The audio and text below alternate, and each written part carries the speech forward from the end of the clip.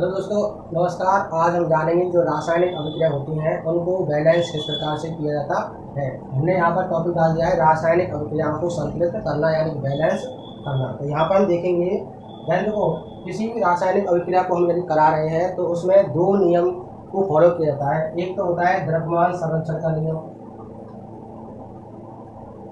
ठीक है दोस्तों। एक होता है द्रव्यमान संरक्षण का नियम और एक होता है स्थिर अनुपात का नियम।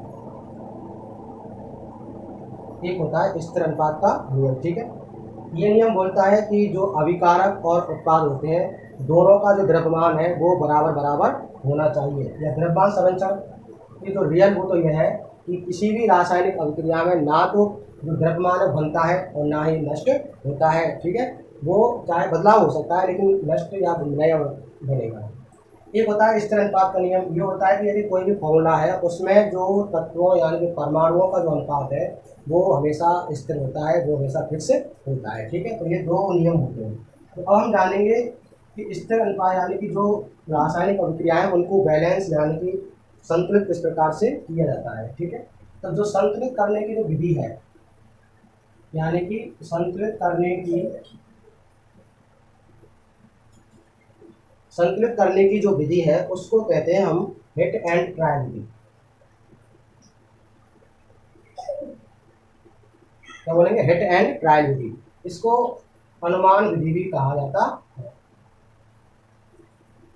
कौन सी कहेंगे? अनुमान विधि। तो अब प्रश्न आता है कि संतुलित समीकरण यानी जो रासायनिक अभिक्रियाओं को संतुलित करते हैं उसको किस नियम के द्वारा या किस विधि के द्वारा संतुलित किया जाता है। तो आपको आंसर लिखना है हिट एंड ट्रायल विधि या अनुमान विधि के द्वारा उसको संतुलित करते हैं। अदो कैसे?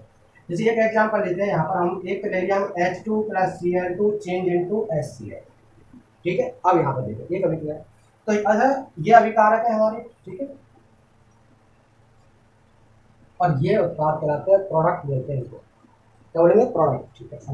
हमें क्या करना है कि अभिकारक और उत्पाद में जो ये तत्व दे रखे हैं या परमाणु दे रखे हैं ये दोनों साइड बराबर बराबर होने चाहिए। मतलब अभिकारक और उत्पादक की संख्या हमेशा बराबर बराबर होना चाहिए, LHS और RHS के साथ, ठीक है।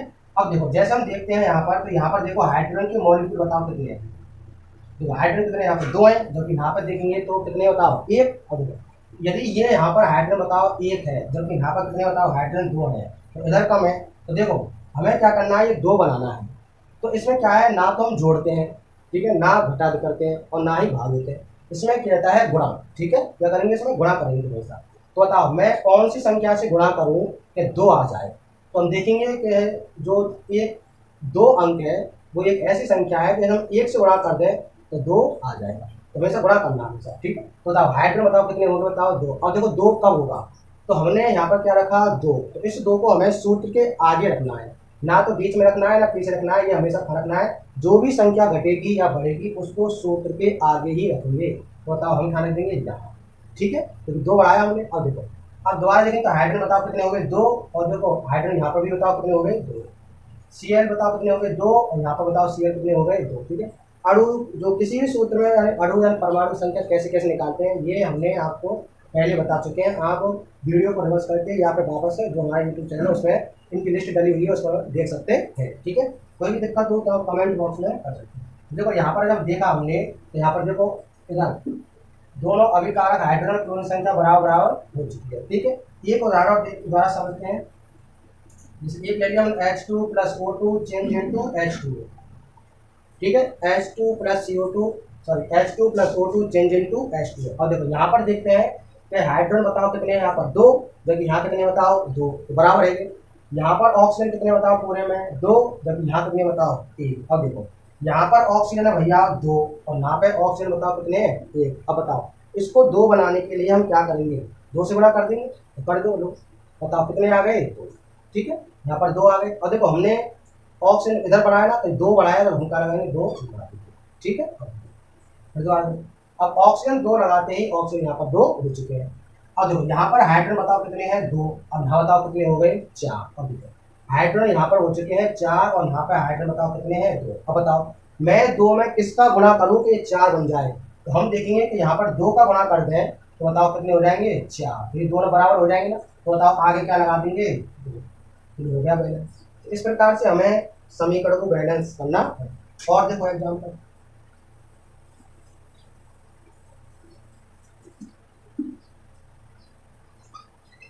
Na+Cl2 change into NaCl।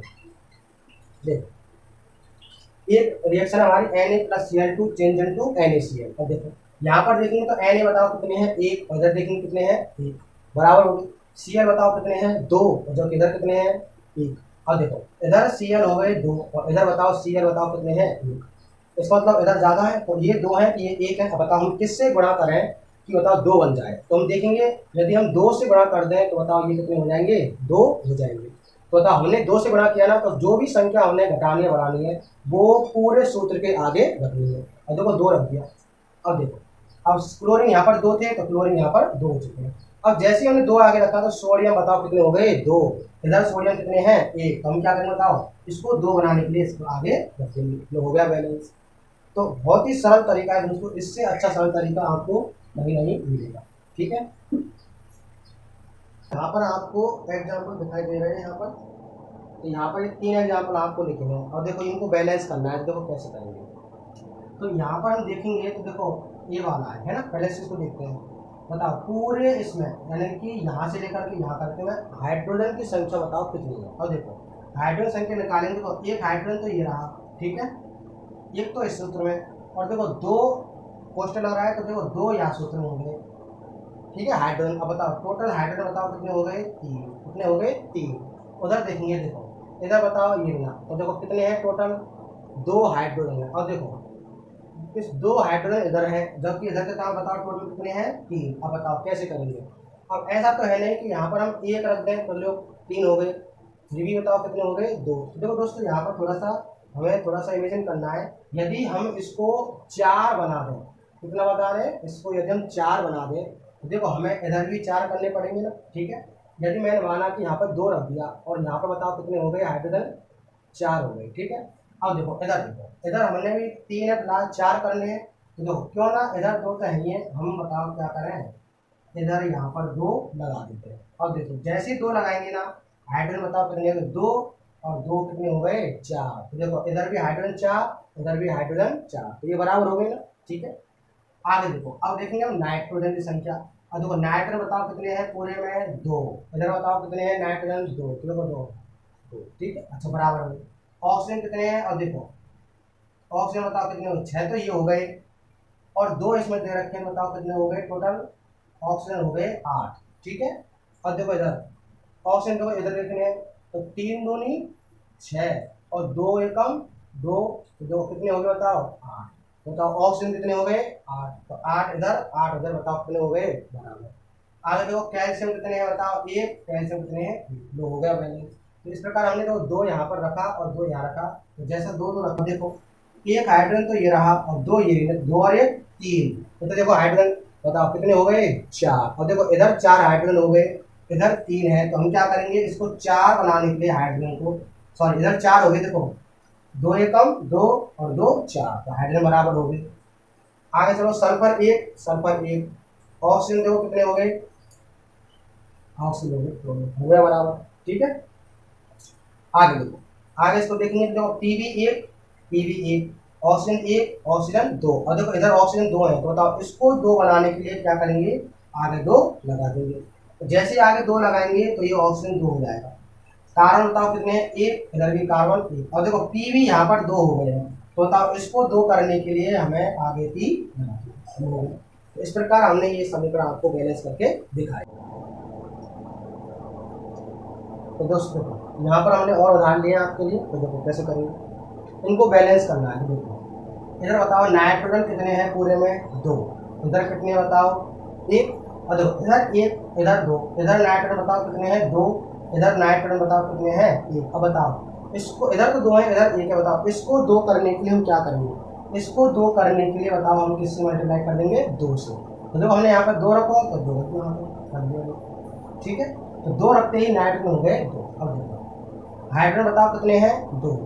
इधर देखो हाइड्रोजन देखो कितने हो गए, दो का गुणा तीन से करेंगे, बताओ दो गुणा तीन बराबर छः। तो बताओ हाइड्रोजन बताओ कितने हो गए, छः। इधर हाइड्रोजन छः, जबकि इधर बताओ कितने हैं, दो। अब बताओ इस दो को छः बनाने के लिए हम क्या करेंगे, किससे गुणा करेंगे, तीन से। तो 3 दूनी 6, लो इधर भी 6 इधर भी 6 हो गया। ऐसा ही एक उदाहरण यहाँ पर है। सोडियम देखो कितने हैं पूरे में 1, यहाँ पर बताओ कितने हैं 2। अब बताओ क्या करें, इधर Na बराबर 2 है जबकि इधर Na बराबर 1 है। इसको 2 बनाने के लिए बताओ किससे गुणा करेंगे हम, 2 से। और देखो 2 एकम 2, तो बताओ कितने हो गए Na 2। इधर बताओ ऑक्सीजन कितने हैं पूरे में, 2 ऑक्सीजन है। इधर बताओ कितने हैं, 1 है। और देखो इसको 2 बनाने के लिए बताओ क्या करेंगे हम, 2 से गुणा करना पड़ेगा ना, तो जो भी करना है वो आगे बढ़ा दो। तो देखो 2 एकम 2 और 2 बराबर हो गए ना। अब देखो 2 रखते ही बताओ सोडियम कितने हो गए 4, कितने हो गए 4। इधर बताओ कितने हैं 2, बताओ इसको 4 बनाना है तो क्या करेंगे, सोडियम आगे 4 लगा दो।